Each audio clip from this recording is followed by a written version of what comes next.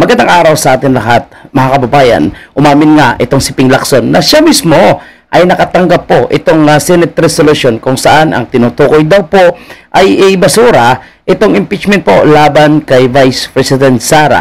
Hindi pa man ito pumirma itong si Lacson dahil hindi pa naman siya parte ng 90th Congress. Ngunit siya umano ay inabutan nitong resolution dahil siya po ay uupo naman sa 20th Congress. Ano kaya ang magiging reaksyon ni Ping Lacson dito? At pabor ba si Ping Lacson o pipirma, mga kababayan po natin, patungkol po sa impeachment trial na ito? Siya po ba ay pipirma to impeach VP Sara or pipirma para hindi ma-impeach itong si Vice President Sara? So sige po mga kababayan, pakinggan natin ang ilan po sa mga sagot ni Ping Lacson sa interview sa kanya ng isang TV network. Alat ngayon na mga balita na kesyo uumpisahan na ang impeachment, kesyo hindi. Kesyo, ito yung pinaka-latest.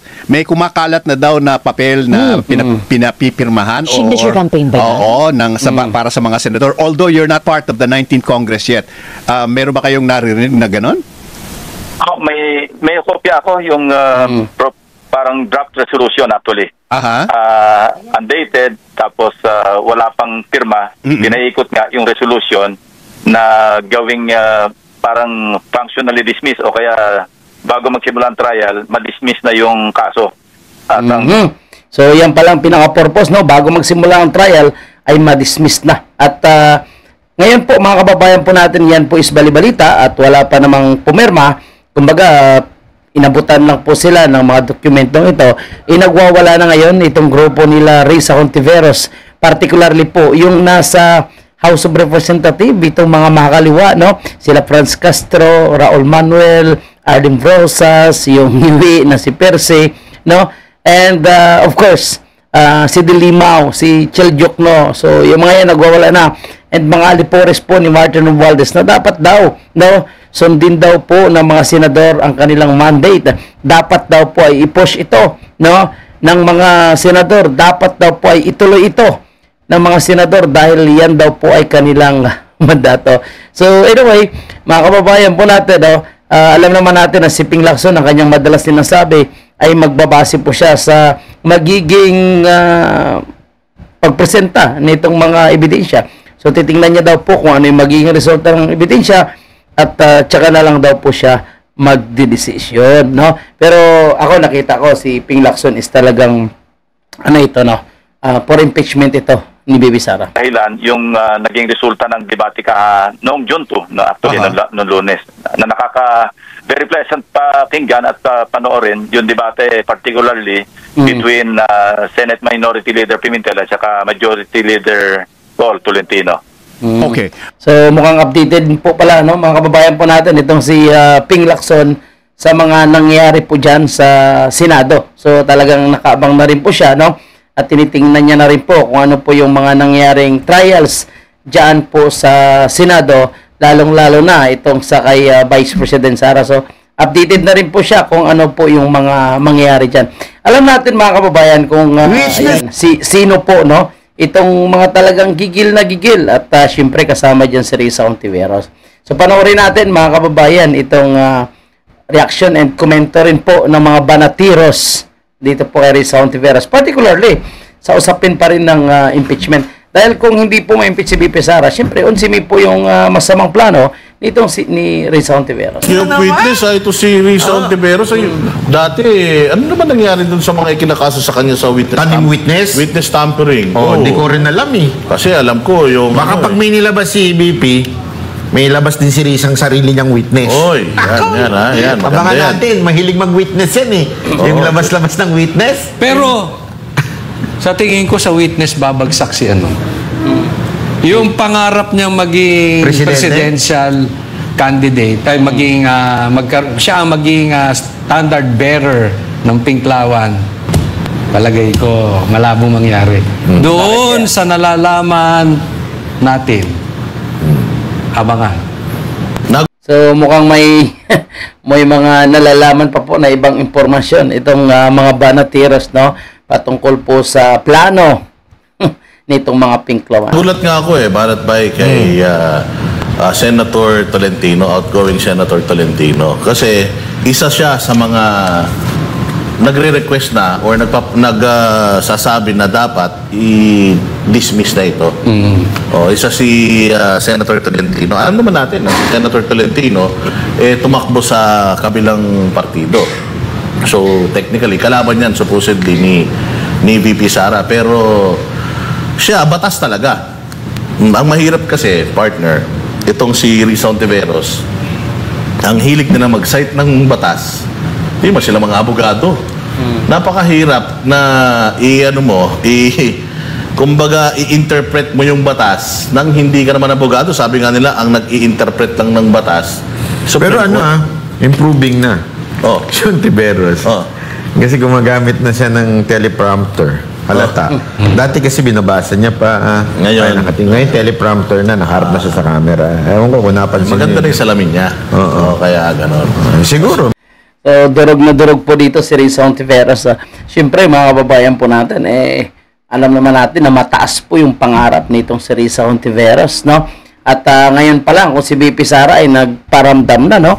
Inamin na posibleng ikukonsideran niya yung pagtatakbo ng presidente. Of course, kahit ayaw ni VP Sara, pipressurein pa rin niya natin, pipressurein pa rin niya ng mga supporters. No, pero itong si Risa Ontiveros, walang kasing kapal ng mukha, sa totoo lang, mga kababayan po natin. Dahil tinan mo, siya na po mismo umaamin talaga na tatakbo siyang presidente pagdating ng 2028. So, ganyan po sila kadesperado. Kaya ganyan po sila ngayong kadesidido, gigil na gigil, na matanggal po itong si Vice President Sara. Dahil alam talaga ni Risa Ontiveros na wala siyang chance na manalo.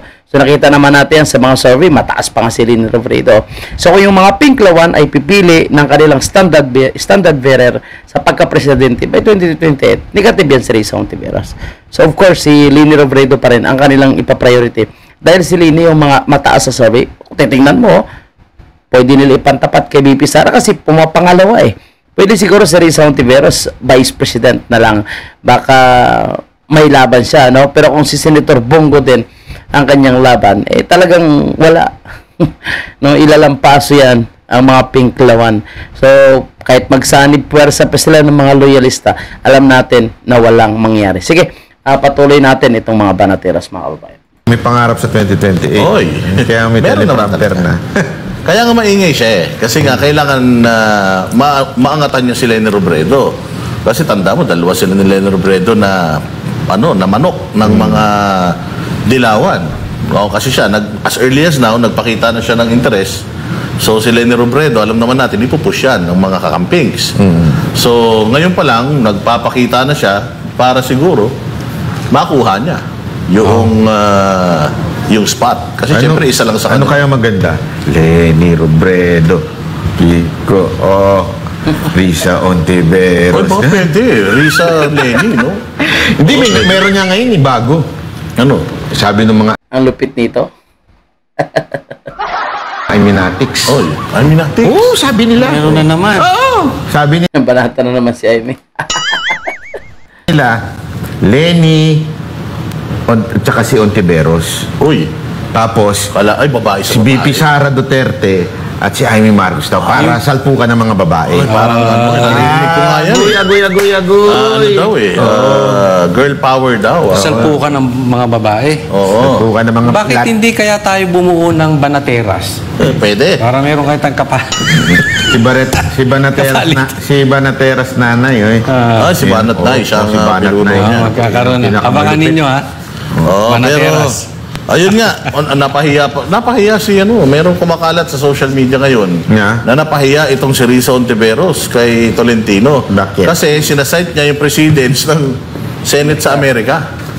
Na sa Amerika daw, sa panahon ni Clinton, kahit naman daw tinuloy. So yabang-yabang niya pa. Sabi ni Tolentino. Marami kasi sila doon, out of 160 plus yung may iwan na senador. Enough para makapag-legislate at makapagbotohan. Hindi katulad dito sa Pilipinas na 12 lang. Okay.